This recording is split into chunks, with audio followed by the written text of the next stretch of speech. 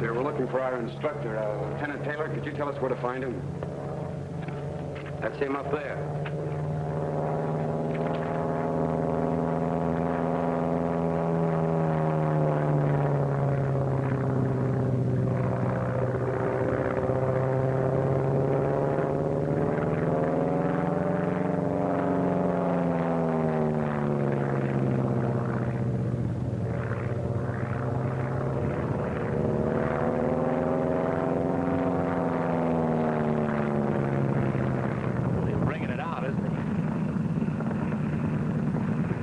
Coming in now.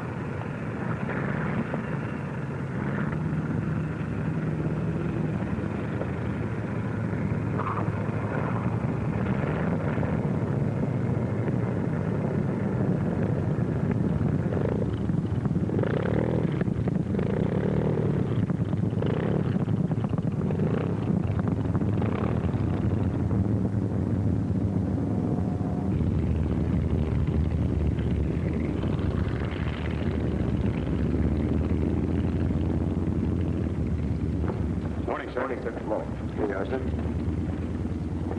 Okay, Chief. Excuse me, sir. Kent Wilkins, sir. Cadet Thompson, sir. We were told to report to you. Oh, good morning.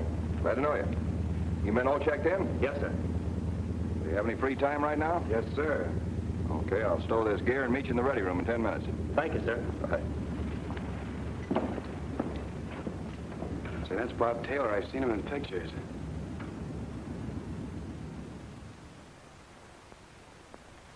You won't have to worry about that until you get to sea stage. You sure gave it the works up there, sir. You suppose we'll ever be able to do that, sir? Oh, sure you will. I know how you feel. I remember how I felt when I was right where you fellas are, just starting primary training. Hasn't been too long ago, either. Yeah, I know how it is. You joined the Navy because you wanted to fly. But instead of flying, pretty soon you found yourself doing things that didn't seem to have any connection with flying. What you didn't realize was that the obstacle course, for example, had been carefully planned to increase your agility. Just as the hours of boxing and wrestling you put in gave you an aggressiveness that every Navy pilot must have. You probably couldn't see what swimming had to do with flying. Being able to swim might someday save your life. Marching was just a preliminary to the air discipline you would ultimately experience in formation flying. Then, for recreation, you'd hike 15 or 20 miles. Plenty tough going, you thought, but being able to take it in stride might someday mean your survival after a jungle crack-up. You studied bed making, mathematics, recognition, a lot of other things. There are good reasons for all of them. Perhaps the most important is the fact that the foundation of every naval officer is physical fitness. You have a good memory, sir. Is it really pretty tough, this primary training? Well, if you mean does it take hard work, yes. But if you mean is flying itself tough, no. When you get the right approach, flying is relatively simple. Because the airplane is of value only as a platform. Some are platforms for guns. Some are platforms for bombs, or depth charges, or torpedoes. Some carry men and equipment. Some are for observation. Just as a battleship is merely a convenient floating platform, so the airplane is a convenient airborne platform. Take the carrier pilot, for instance. Flying's only a small part of his job. He has to get his plane safely to his objective. To do this, he has to navigate correctly. And even if he's pretty good at it, that's almost a full-time job in itself. He must stand a 360-degree watch at all times, or an enemy plane may shoot him down before he even sees it. He must watch the ocean for enemy ships. When he reaches his objective, he must deliver his blow at the enemy and at the same time keep himself and his plane from being shot up.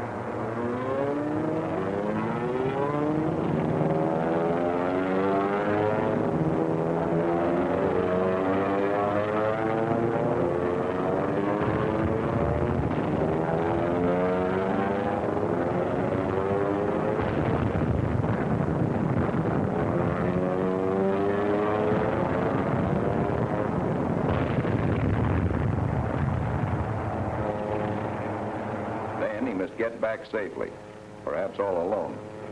He must backtrack on his own navigation, aiming at a tiny moving speck in thousands of miles of open ocean. There isn't enough gas for second guessing. All the while, he must be on the alert for attacking enemy planes. But what I've always wondered is, how can he do all that and fly the plane too? Because the combat pilot handles the mechanics of flying as easily and as naturally as you handle the mechanics of walking. The senses are so keenly developed and so attuned to the airplane that he can fly with 90% of his attention on something else and still know exactly what his plane's doing all the time. That's what the cadet has to learn to do before he can become a combat pilot. Look at those F-6Fs. That's for me.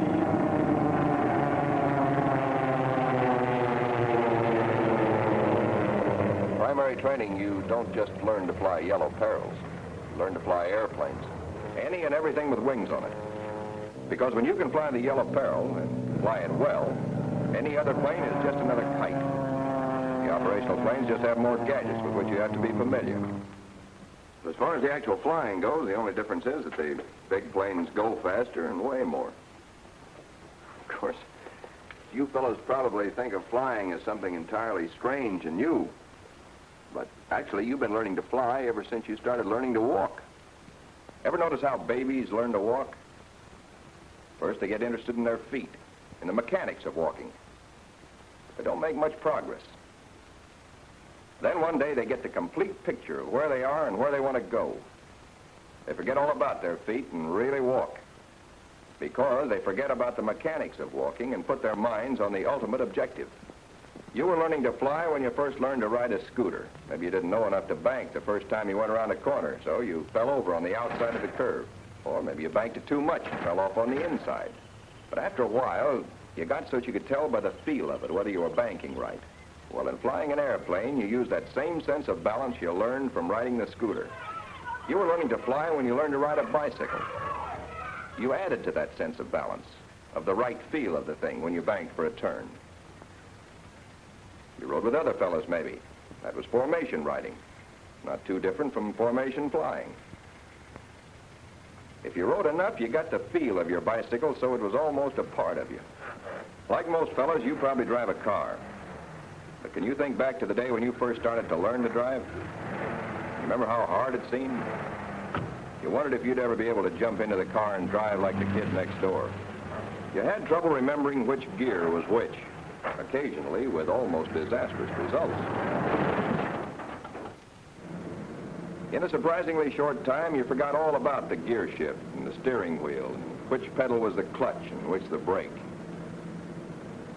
And as the business of driving became more and more automatic, it was possible to devote most of your attention to matters much more important than the mere mechanics of operating the car. By now, you really had the feel of it.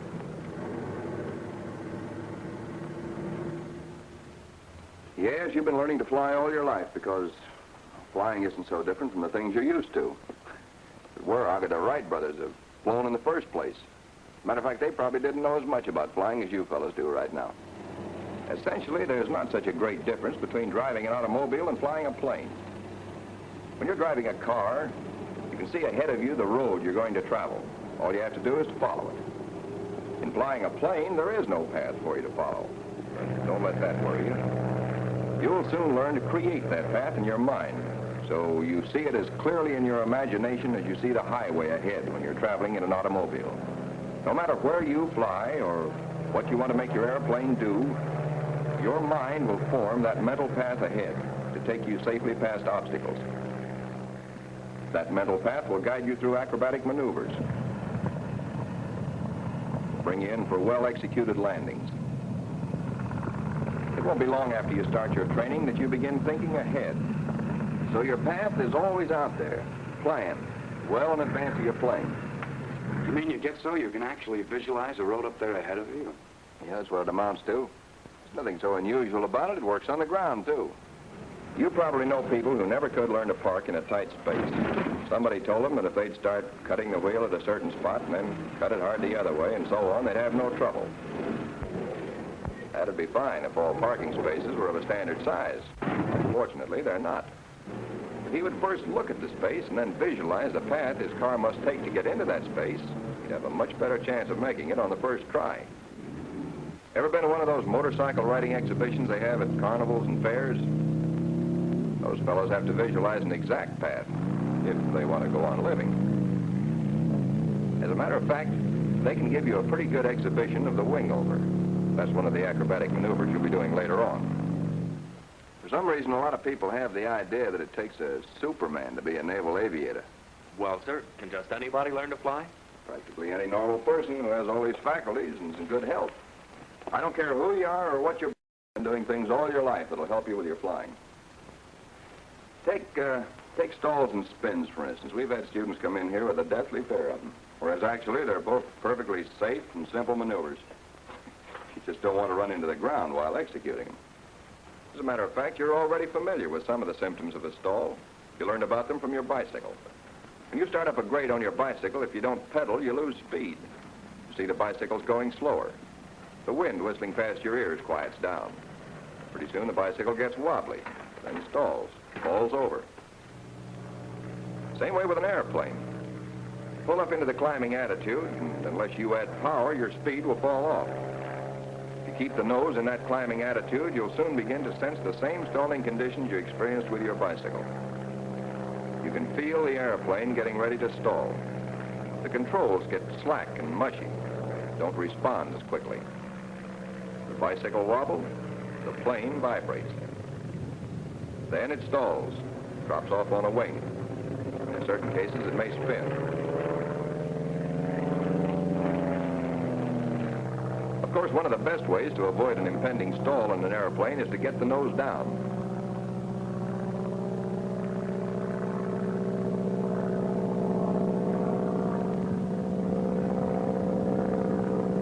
Motorcycle riders use this technique, too. If they find they don't have enough speed to maintain their attitude, they put their nose down and pick up whatever speed they need. You've seen speedboats skid when they turn too sharply. Well, an airplane, if improperly flown, will skid through the air in very much the same way that the motorboat skids in the water. On the other hand, the boy falling off his scooter on the inside because he misjudged his turn has his counterpart in the airplane, which slips downward off course because of a poorly flown turn.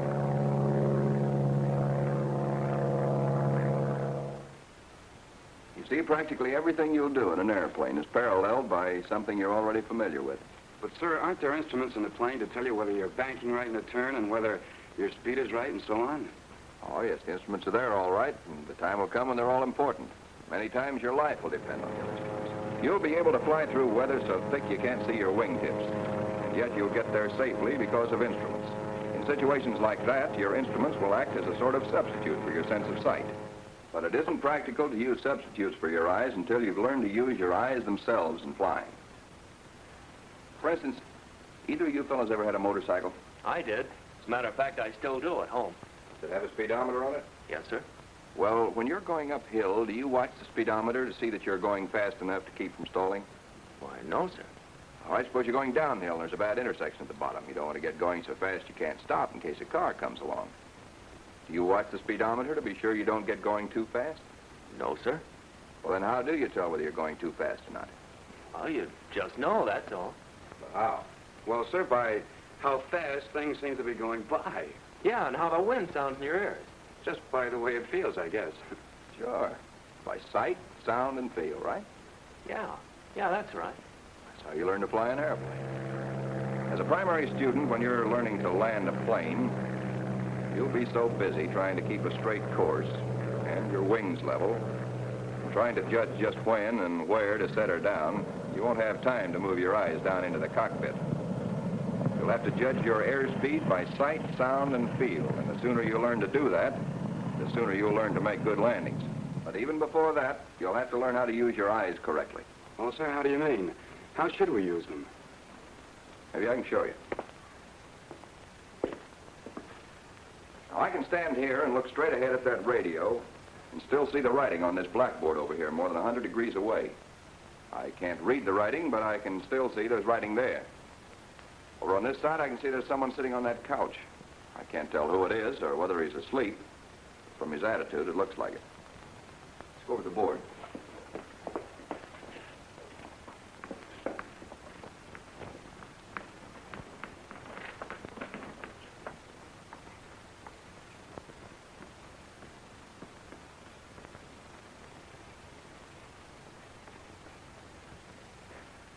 How much you see depends almost entirely on how you use your eyes. Now, the average person standing here, looking at the radio, would see the radio and would probably be conscious of objects within this range. But training will increase your ability to use your entire field of vision, so that eventually you get to the point where you're conscious of objects and movement within this range, even including an area slightly back of your eyes. So you can cover something like 210 of the 360 degrees. So you see, it's a matter of divided attention. You have to learn to be conscious of several things at once, of your entire field of vision. The natural tendency is to concentrate your vision on a single object. And the minute you concentrate your attention too much on one thing, you're narrowing your vision, blotting out everything else. You're doing to yourself exactly what you do to a horse when you put blinders on it. That's one of the principal causes of automobile accidents. The driver gets his gaze fixed on some one thing. He stares at it, and so narrows his vision that he loses all sense of the relationship of his car to the road. The expert driver keeps his gaze moving all the time. He spots a car just behind him, and while he may not look directly at it again, he's conscious that it's there. He glances at that intersection with a car approaching. While his gaze moves elsewhere, still that car is within his full field of vision, so that he never actually loses sight of it. To some degree, a good driver develops his sense of sight instinctively. A good pilot, it must be developed to a very high degree. But sight alone isn't enough. One of the first things you'll learn when you start to fly is to hold the plane in straight and level flight. At first, that'll seem like a pretty hard job. The nose will wander up, or it'll wander down. You'll think you're in level attitude lots of times when you're actually climbing or gliding. But you'll soon find several ways of knowing the attitude of your plane. You'll know by the way the nose looks in relation to the horizon, or by the way the wings look. You'll know by the sound of the engine.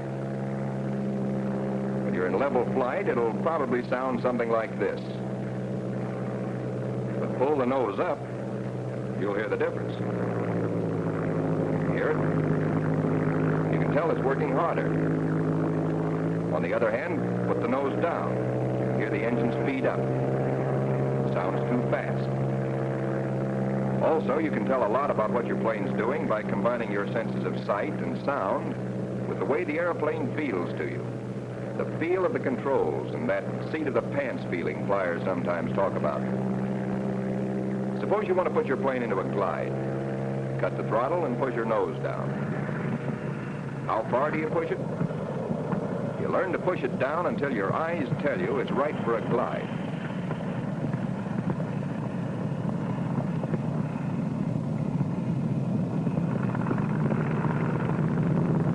Till the whistle of the wind through the strut sounds right. Till the glide feels right to you. The nose starts to wander up, the sound of the wind will change. The wings and nose won't look right for a glide in relation to the horizon. You just know that something's wrong. Old-time pilots will say you feel that something's wrong. But they actually mean a combination of all three senses: sight, sound, and feel. Learning to fly the way we want you to learn is a little like learning to type by the touch system. The old-fashioned way of learning to type was by looking at the copy you're typing from, and then at the keyboard to see which keys to hit. That way you must pay attention to both the copy and the keyboard.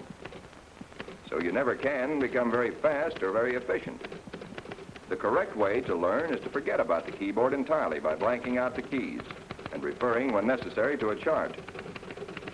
Soon you're hitting the right keys without thinking about them. Your attention remains on the copy all the time. Your fingers find the right keys automatically. Likewise, in learning to fly, if you try to control the attitude of your plane by looking in the cockpit, you give your eyes two jobs to do. Then see what's going on outside the cockpit, and must watch the instruments too. Later on, you'll be able to so divide your attention that this will be possible. But in the meantime, too much attention to what's going on inside the cockpit will cut your efficiency. Your landings won't be so good. You can't watch the attitude of the plane, the relationship of plane to ground and horizon and all the other things you should be seeing. Keep your eyes on the instrument panel as well.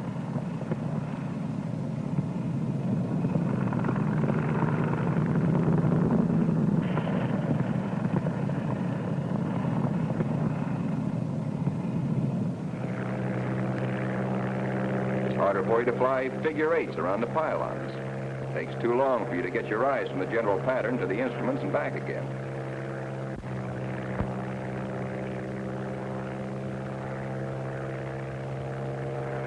You have more trouble with acrobatics, simply because you're trying to watch two things at once. So naturally, you don't do as well. The well-trained pilot keeps his attention out of the cockpit. He handles the mechanics of flying as easily and as effortlessly as the touch system typist handles the mechanics of typing. He sits relaxed in his cockpit, relaxed but alert. His touch on the controls is as light but yet as firm as the touch of a doctor taking a patient's pulse. He's always aware of the general pattern of the ground beneath him. He makes mental notes of all fields or roads where he might be able to land in case of emergency. In formation, he is continually conscious of the position of planes flying with him. He's always on the lookout for other planes in the area. And once he spots them, he keeps track of them as long as they're anywhere near him. He's like the basketball player. The mechanics of handling the ball, dribbling, are automatic. He sees the entire court. He's aware of the position of the opposition players and his own team. He constantly sees the whole picture. Actually, the finished pilot and his airplane operate as a single unit. The designer of the bicycle didn't plan a two-wheeled vehicle and then decide it would be nice if somebody rode on it. He began with the rider and built the bicycle around him. Likewise, the early designers of the airplane didn't start out by designing a flying machine and then putting a man in it. They started with the man himself and tried to put wings on him so that he could fly like a bird. To the trained aviator of today, the controls of the modern airplane are merely an extension of his own arms and legs. As much a part of him as the wings are part of a bird. When you want to walk from one place to another, you don't have to stop and figure out every movement of your feet and your legs, nor do you consciously decide on an exact path. All that's automatic. And when you can learn to fly an airplane, or learn to make a landing, or shoot a circle, or do a slow roll, or a snap roll, and execute them all with the same effortless ease with which you walk, or a bird flies, then you and the airplane will truly have become one. Efficient, coordinated unit. And you will have achieved the purpose of primary flight training. And will be well on your way toward becoming a United States naval aviator.